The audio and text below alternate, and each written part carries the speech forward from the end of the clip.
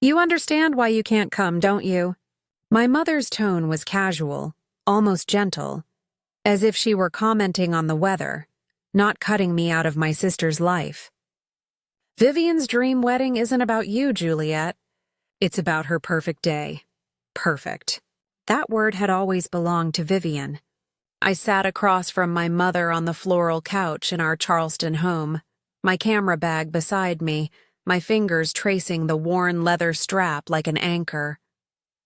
Through the window, sunlight spilled across her pristine living room, highlighting every piece of curated furniture, every symbol of control.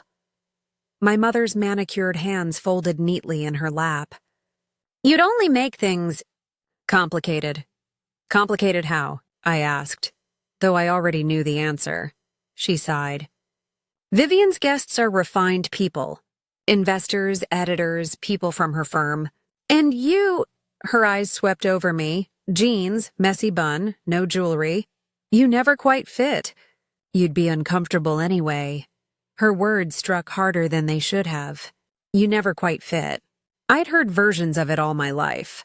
Subtle reminders that I was the background to Vivian's spotlight. I wanted to shout that I owned dresses, that I could look elegant if I wanted. But we both knew this wasn't about clothes. It was about hierarchy, about being the daughter who didn't photograph well beside the family's prize. Does Vivian know you're telling me this? I asked. Her eyes flickered, just for a second. We discussed it as a family. Your father agrees it's for the best. We discussed it as a family, meaning they'd already decided I wasn't part of it. June 15th, she added softly. But it's better if I just wanted to know the date, I interrupted. For my calendar, her face relaxed. I knew you'd be sensible about it. Sensible. Her favorite word for compliant. I stood, slinging my camera bag over my shoulder, the familiar weight grounding me. My boots tapped against the hardwood floor as I walked to the door. Enjoy the perfect day, I said quietly. Outside, Charleston glowed with afternoon light, that golden hue that made every house look like it belonged in a magazine. But for once I didn't see beauty. I saw performance. A city, a family, all rehearsed for an audience. I sat in my car, engine off, and stared at nothing. Not anger, not yet, but something sharper. Clarity. They had finally said aloud what I'd always known. I wasn't part of the picture. I drove aimlessly until I ended up in a coffee shop parking lot. The smell of roasted beans drifting through the air as people laughed inside. I pulled out my phone and opened my banking app. $4,300. Every dollar earned through my own photography. My skill, my sweat. It wasn't much, but it was mine. If I couldn't be part of Vivian's flawless fairy tale, maybe I'd make my own. Not out of spite, out of freedom. I opened my laptop and typed one word into the search bar: Paris. The images filled the screen. Dawn over the Seine. The Eiffel Tower glowing gold. Artists painting along narrow streets. My pulse quickened. I'd dreamed of going for years, always telling myself I couldn't afford it. But maybe for once, I didn't need permission. If my family wanted a statement, I'd make one too, not out of diamonds and champagne, but out of defiance and beauty. I didn't know what it would look like yet. But I knew one thing for certain. If they were 2 weeks after my mother's conversation, the official wedding invitation arrived. A thick ivory envelope with gold embossing, the kind meant to impress. It wasn't addressed to me, of course. It was sent to my parents, listing each invited family member in elegant cursive. Every name except mine. I held the cardstock between my fingers, tracing the delicate lettering until the truth settled in. This wasn't forgetfulness. It was deliberate. A message. That night, I called my best friend, Kara, a fellow photographer, who understood more about my family dynamics than anyone. They didn't invite you?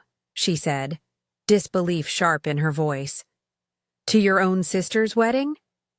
Apparently, I'd ruined the aesthetic, I said, forcing a laugh. Kara didn't laugh back. Juliet, that's not just cruel, that's psychotic. So what are you going to do? I hesitated. The idea that had been whispering at the edges of my thoughts for days finally pushed forward. I'm thinking about Paris, I said slowly. Paris? There's a photographer there who specializes in solo bridal-style shoots. Custom dress, sunrise session at the Eiffel Tower. It's expensive, but possible. Kara went quiet. Then I heard her grin through the phone. You want to have a wedding shoot without a wedding? Why not? If my family won't include me in their perfect photos, I'll make my own. Her laughter broke through the heaviness. I love this. I absolutely love this. And you're not doing it alone. I'm coming with you. I smiled for the first time in days. We? Yeah, she said. If you're rewriting your story, I'm going to document the sequel. That night, I opened my laptop and started making it real. Flights, hotels, photographers, numbers spun in my head. $1,500 for the gown, $2,000 for the shoot, $3,000 for flights and hotel, another few hundred for hair and makeup. It was reckless, irresponsible. But it was also mine. Every booking became a quiet act of rebellion. Every confirmation email a declaration. You don't get to erase me. 3 weeks before Vivian's wedding, everything was set. Flights booked, dress ordered, photographer confirmed. I hadn't told my family. They hadn't asked. Why would they? The forgotten daughter was expected to stay silent, but Kara knew everything. She messaged me links to Paris cafes and parks, talking about the croissants we'd eat and the places we'd wander once the shoot was done. What had started as a defiant idea was turning into something else, an act of self-celebration. Then, one night in late May, Vivian texted me for the first time in months. Mom said you understood about the wedding. Thanks for being mature about it. It's nothing personal. Nothing personal. The words pulsed on the screen like a taunt. I typed back, I hope you have a beautiful day. And I meant it, because I was about to have mine. As June approached, the nerves kicked in. Was I being petty? Immature? Spending thousands on an emotional impulse? But each time the doubt crept in, I remembered my mother's voice. You never quite fit. Maybe I wasn't supposed to. Maybe I was supposed to build something entirely different. When Kara arrived 2 days before our flight, she hugged me hard. Paris greeted us with a soft gray dawn, the air carrying the scent of rain and roasted coffee. Even jet-lagged, I felt electric. The city pulsed with everything I'd ever dreamed of: possibility, beauty, anonymity. No one here knew me as the forgotten daughter. No one here knew I'd been uninvited. Our hotel was a small boutique place tucked in the 7th arrondissement, close enough that I could see the top of the Eiffel Tower from our window. Kara leaned out the balcony, laughing. You're really doing this, Jules. You're actually turning heartbreak into art. Maybe that's what it was. Art born from absence. That afternoon, we met Isabel, the Paris photographer I'd found online. She was warm, confident, the kind of woman who made you feel seen immediately.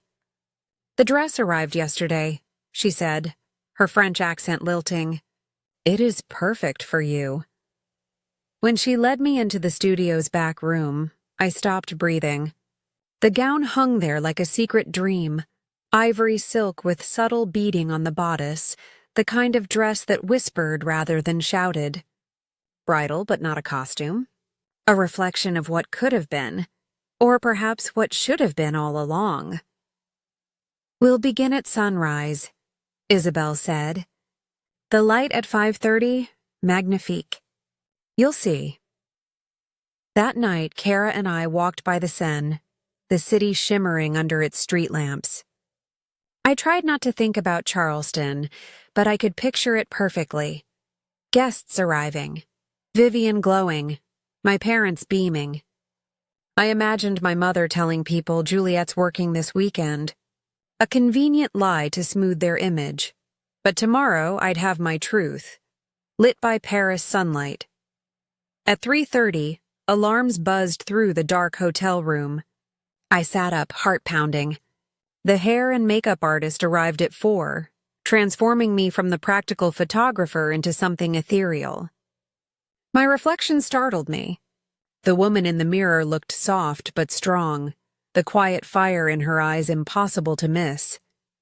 Kara grinned, snapping pictures on her phone. You look like every storybook heroine who finally decided to save herself. By 5, we were in Isabel's car, driving through near-empty streets. The Eiffel Tower rose ahead of us like a promise. The first streaks of sunrise painted the sky peach and gold. Perfect, Isabel whispered as she adjusted her camera. For the next 2 hours, I moved through the gardens, the dress flowing like water. Isabel guided me with gentle precision. Turn, lift the skirt, glance toward the light. Kara managed the veil, fixing loose fabric between shots. I forgot about being excluded, about every dinner where I'd been invisible. I just existed, fully, fiercely. The golden light touched everything, even the places I thought broken. When Isabel lowered her camera, she smiled. You were born for this, Juliet. You didn't pose, you became. Back at the hotel, I hung the gown carefully and collapsed onto the bed beside Kara. My phone buzzed with a message from my mother. Wedding day. Everything looks perfect. I didn't reply. Instead, I stared at the dress, the proof that beauty could exist outside their approval, and felt something warm, steady, and new rise inside me. Not anger. Not revenge. Just freedom. Tomorrow I'd see the photos. Tomorrow I'd decide what to do with them. By Sunday morning, the wedding in Charleston was over, but my mind still flickered between 2 worlds, the one that had rejected me and the one that had reborn me in Parisian light. Isabel invited us to her studio to view the final photos, and I went in expecting beauty. I wasn't prepared for transformation. The first image appeared on her large monitor. Me in profile, sunlight spilling over the Eiffel Tower, the gown alive in the morning wind. I barely recognized myself. I wasn't the forgotten sister in that photo. I was someone who had stepped into her own story. Kara gasped beside me.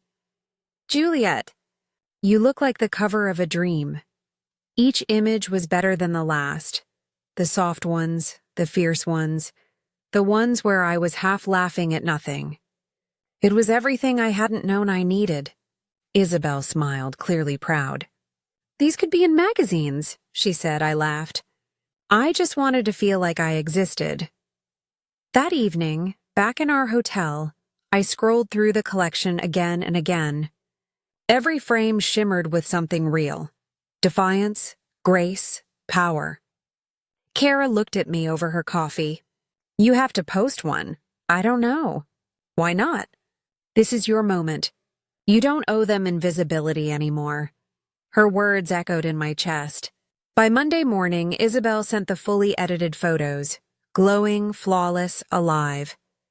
My fingers hovered over the screen as I chose one. The sunrise shot. The light kissed my face, the dress caught the breeze, and the Eiffel Tower stood behind me like a witness. Now the caption. I typed and deleted a dozen versions before settling on the truth. No invite needed to shine brighter. It was sharp enough that my family would know, but elegant enough that strangers wouldn't. I hit post, and tossed my phone onto the bed, breathless. When I checked again 2 hours later, the photo had over 2,000 likes. By evening, 5,000. My notifications blurred into a flood. You look stunning. Where is this dress from? Paris goals. Wedding pages began sharing it, calling it the solo bridal trend. A major bridal blog tagged the image. A woman celebrates herself in Paris instead of waiting for permission. The post spread like fire. By the time I landed back home, it had reached 50,000 likes. Then came the articles. Solo wedding photos go viral. Defying tradition in Paris. They used my photo, the one taken on the day I was supposed to disappear. I hadn't meant for any of it to happen. But the universe seemed to be watching, whispering, "See what happens when you stop waiting?" Then the phone rang. My mother! Juliet! She snapped. Not even a hello. What on earth were you thinking? You posted that ridiculous photo during Vivian's wedding. 2 days after, I corrected, calm but trembling. You humiliated her. Everyone keeps asking if you're her sister, why you weren't invited. You've overshadowed her special day. I almost laughed. You mean the day I wasn't allowed to attend? Juliet, no, I said sharply. You wanted me quiet and visible. I made art instead, silence. Then her voice broke, sharp as glass. This is exactly why we didn't invite you. Always needing attention, I exhaled slowly. The morning after I hung up on my mother, my phone wouldn't stop buzzing. Messages from journalists, photographers, bridal brands, and one name I never expected, Bridal Dreams magazine. The same publication that had supposedly sent photographers to cover Vivian's wedding. Juliet, the editor said when I answered, we'd love to feature your Paris shoot in our next issue. 4 pages, full interview, I blinked, stunned. My sister had spent $750,000 for her dream coverage, and I had done it with a $5,000 trip and a single photograph. When I hung up, I laughed, not cruelly, but with disbelief. Fate had a wicked sense of irony. The interview came a week later.